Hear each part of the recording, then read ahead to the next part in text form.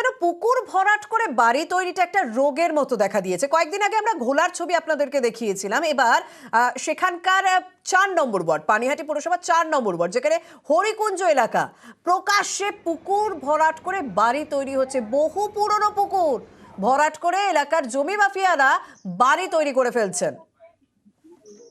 জন্মলগ্ন থেকে এখানে পুকুর দেখে এসেছি, সমাজ হয়েছে, ভর্তি হওয়া শুরু হয়ে গেছে। কাউন্সিলর বা কাউকে জানি, সবাইকে জানানো হয়েছে, প্রশাসনের যত আছে সমস্ত জায়গায় কাগজপত্র দিয়ে জানানো হয়েছে।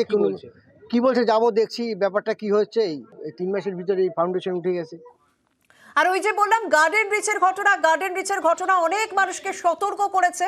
আর এই ঘটনার পরই এলাকার বাসিন্দারা পুকুর ভরাট বন্ধের দাবি তুলে সরব হয়েছেন। পানিহাটি পুরসভা থেকে শুরু করে খড়দা থানা, বিভিন্ন জায়গায় চিঠি দিয়েছেন তারা, কিন্তু কোনো পদক্ষেপ নেওয়া হয়নি বলে অভিযোগ। অবশেষে বাসিন্দারা পুকুর ভরাটের প্রতিবাদে বিক্ষোভ দেখায় এলাকায়।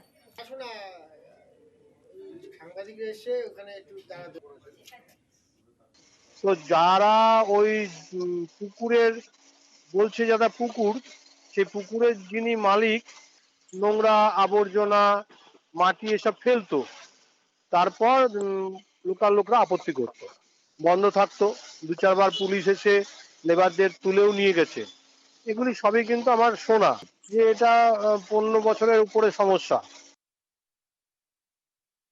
অন্যায় করলে কেউ সেটা কিছু ছেড়ে দেওয়ার ব্যাপার নেই। রাজবাবু থেকে শুরু করে বা যুবনেতা পুচি হয়ে কোথাও এগুলো সাপোর্ট করা হচ্ছে না। হ্যাঁ, যার জন্য আমরা তো জানি যে এগুলো অন্যায়কে প্রশ্রয় দেওয়া হবে না। আর এই ইস্যুটিকে হাতছাড়া করতে নারাজ বিজেপি নেতৃত্ব, তারা পাল্টা খোঁচাও দিয়েছে। জলাশয় বুঝিয়ে বেআইনি অবৈধ বহুতল নির্মাণ করা বাংলার উন্নয়নের উজ্জ্বল প্রকল্প। এখন এ চক্রের সাথে বিধায়ক, চেয়ারম্যান, কাউন্সিলর থেকে শুরু করে ইঞ্জিনিয়ার প্রত্যেকে একটা নেটওয়ার্কের মতন জড়িত। এই তোলামূল পারলে গঙ্গাটুকুও বুঝিয়ে দেয়।